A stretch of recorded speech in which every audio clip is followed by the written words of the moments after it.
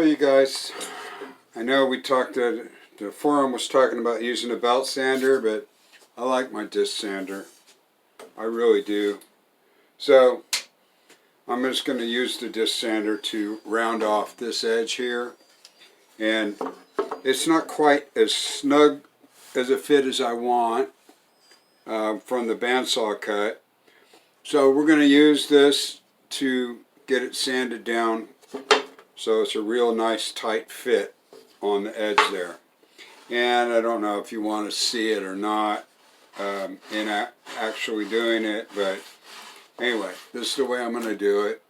And then I'll fit it as I'm sanding. I'll fit it back in, make sure that I get a real good no gap on the curve here. So I realized something too. I already marked where I was going to have the bump out at, and now I realize that when I get this sanded that that measurement will change, so I'm going to have to redo that. So don't make that mark before you get it perfectly fitting into the tabletop. Hey, good morning YouTube. Jim here from Little Shop on the Prairie. Alright, so here we go. Hope you can see this. I went ahead and traced it out now after I got my curve done, and the disc sander did a great job there. So now the next step is going to be to route this out, that's how I traced it though, just so you can see. I haven't done any measurements yet. I've been just this is how I kind of did my first one too, if I recall right. I really didn't measure anything. I just set it all up in here and traced it out so I get a perfect fit. That was my goal. So now what I've got to do is get that 1 inch slot in the top for where the replacement part goes, and then down here I'm really thinking about this on how I want to do this on the top. I was telling you earlier I was thinking on doing a circle, but then for the router, but then as I thought, I was like, well shoot, you know, if I do that, then I'm going to be stuck needing to use either the bandsaw or something for that to be able to be cut out nicely. So I think what I'm going to do is I'm just going to square that off so that those cuts can be made really easily on the table saw if you want, or on the bandsaw as a straight cut and not a circle. And then the router will be a circle within that square. I just think it would be a lot less work to make the replacement piece. So I think that's what I'm going to do. If you guys have another suggestion, please comment on this for me, because I'd like to get you guys more involved in my decision-making parts, because sometimes I know you guys probably have better ideas than me, and I would love to hear from you on your ideas. And then if you come up with an idea, I'll implement that, and then we can see how well it works and what the best way is to go about it. So I'd appreciate any comments you have on that before I go too much further. And as you can tell, I've not cut the length yet. I'm pretty much ready to do that. I wanted to wait until I had this part right, and I'm not sure if I can do this to be able to show you that it's at exactly just a really perfect fit. And I took my time on the disc sander, and I did it by hand.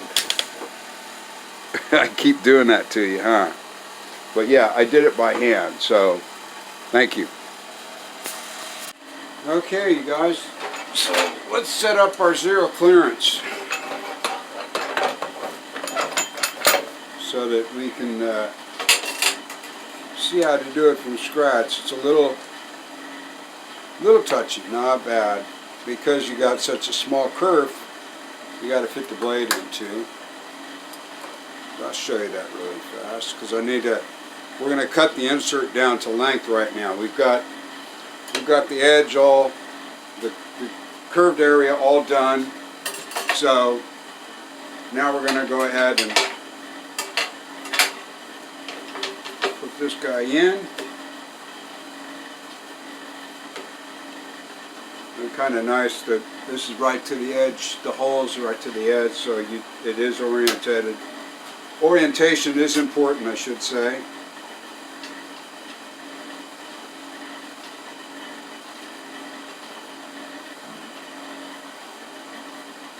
So, doesn't take much.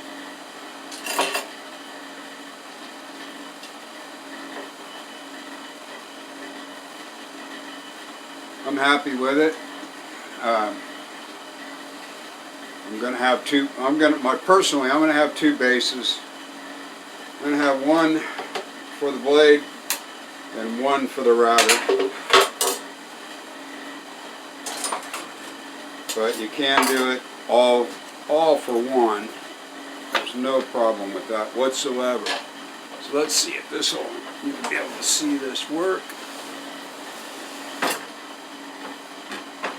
And we'll drop it down.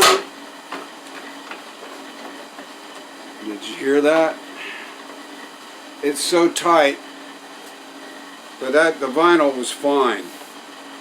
And I used a little rubber spacer that goes on the way tubes, so it went right in, you know. You hear that? So each time, until it gets broke in, I mean, I only made that one cut on this once so far, so you know it's going to be off a little bit until you use it a couple times. Then it'll widen out. You know, right now it's exactly the width of the blade, you know, because I've not ever took out and put it back in. This is the first time. So you hear that? We just run it, let it go ahead and wear it out just a little bit, because it doesn't have to be exact. I mean, the idea is just so that nothing can fall in between there anymore. And I've noticed that my dust collection works better now. With this zero clearance in here, there's less dust coming up to the top. So that's a plus I didn't count on. So, kind of cool. But yeah, that's, until we do that, I'll tell you what I'm going to do. I'm going to go ahead and fire this puppy up, and we'll just see. Oh, that's right, it's rubbing too. I forgot. I traced out that bottom, the new one, and I didn't have my table perfectly straight. It's still, yeah, that'll go away though. That's not a big deal. But that's what's involved in getting this in. So, yeah, it's gonna be good. So, I'll let you go for now. Well, let's do this. Here we go.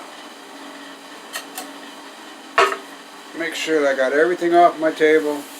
I try to be as safe as possible. I'm not always right there, but I still have all 10.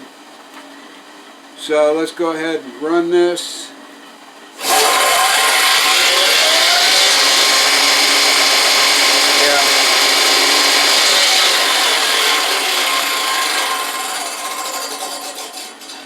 And now that I did that, I'm seeing like about a 64th of an inch right here from where it was and here.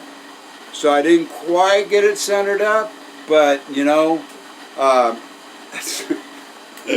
it's still zero. Nothing's going to fall in between there. So just in case you guys do it, you know, yeah, that's why this is replaceable, because it is going to wear out after a while.